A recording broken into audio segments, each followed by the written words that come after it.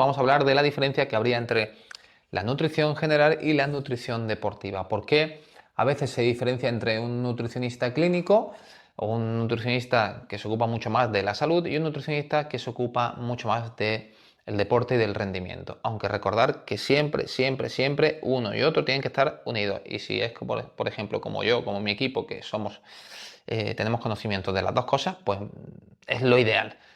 Bien, pues la nutrición, se podría decir, aparte de que la nutrición deportiva es una rama, una gran rama y súper importante de la nutrición convencional o de la nutrición general, aparte de esto, digamos que la nutrición deportiva y la general, vamos a llamarla así, o convencional, se diferencian en una serie de cosas. Por ejemplo, la nutrición convencional se centra sobre todo, el enfoque más importante para esa rama es la salud y la prevención de enfermedades o la resolución de algunas enfermedades. En cambio, aquí la nutrición deportiva, aunque por supuesto lo tiene en cuenta, y en mi filosofía no es que lo tenga en cuenta, sino que es imprescindible, pero aboga mucho más por el rendimiento o tiene más en cuenta aspectos que son muy importantes para el rendimiento tanto deportivo, rendimiento, optimización del estado composicional, o tanto en porcentaje de grasa músculo y de la recuperación, por ejemplo.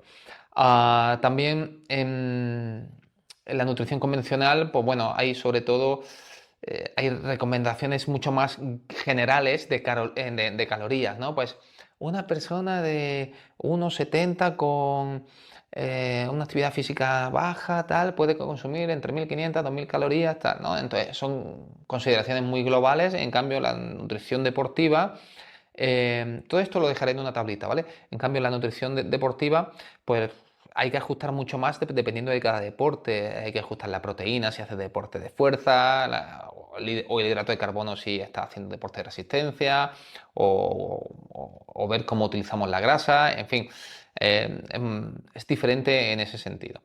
Bien, también la nutrición convencional hace mucho menos énfasis en la suplementación. Prácticamente la suplementación va a cubrir cualquier déficit, alguna cosita que falte o alguna enfermedad o cualquier cosa.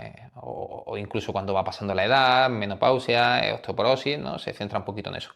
Pero en cambio la nutrición deportiva, se podría decir que la suplementación pasa a ser ayuda ergogénica, que son dos cosas diferentes que ya lo veremos más adelante, ¿no?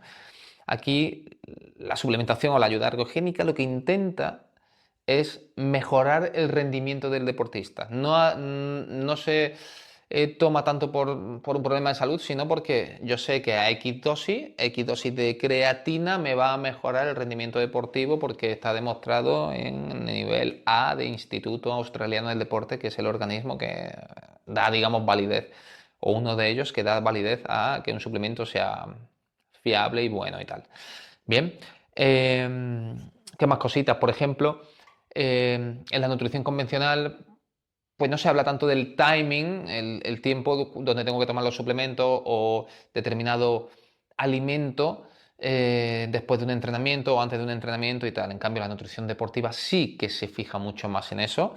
Se fija mucho más en las ventanas de recuperación, por ejemplo, cuánto puede mejorar algo si lo tomas en un determinado momento, ¿no? Esas para mí son las grandes diferencias. Por tanto, veis que aunque parece que son iguales, ya en la sociedad actual se, se ve o se utilizan las dos cosas, pero una sin la otra no podría vivir. Acordaros que no se va a llegar al máximo potencial de rendimiento deportivo si tu salud no es buena. Ejemplo práctico, una persona sedentaria, ya sabéis que esto quiero que sea muy práctico y que os imaginéis, que visualicéis con los ejemplos. Una persona sedentaria puede o no prestar atención al momento de sus comidas, por ejemplo, cuando hablamos de nutrición convencional.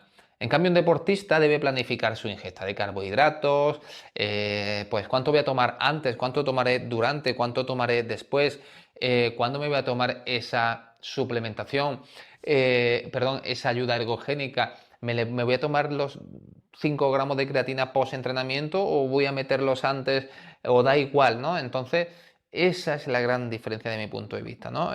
Que uno es mucho más específico buscando ese rendimiento deportivo, ¿no? Os dejaré siempre los estudios en los que nos basamos, aunque, repito, hay cosas que no, pues bueno, sin más, esto no tiene ni siquiera por qué fijarnos en ningún tipo de estudio. Desde mi punto de vista, en este tema, yo creo que ha quedado claro, tema cortito, ha quedado claro que hay una diferencia entre la nutrición deportiva. Yo tengo muchos colegas nutricionistas que no se han especializado tanto en la rama deportiva, por lo que sea, o no les ha interesado tanto, y que me pasan o me pasan, que más suena, me envían muchos pacientes para ser tratados conmigo, ¿no? Que al final, o con mi equipo, que estamos mucho más especializados en el alto rendimiento y tal. Así que es importante que hablemos con propiedad. La nutrición general se ocupa de la salud y las recomendaciones generales, como resumen se podría decir eso. Y la nutrición deportiva va más enfocada a mejorar la actitud deportiva o el rendimiento, la performance del atleta, ¿vale?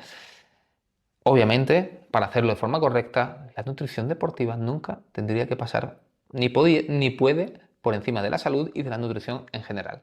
Nos vemos en la siguiente unidad, donde, por supuesto, hablaremos de cositas prácticas, como por ejemplo de cómo mejorar la nutrición en deportistas. Empezaremos de manera general y luego todos estos temas los iremos profundizando.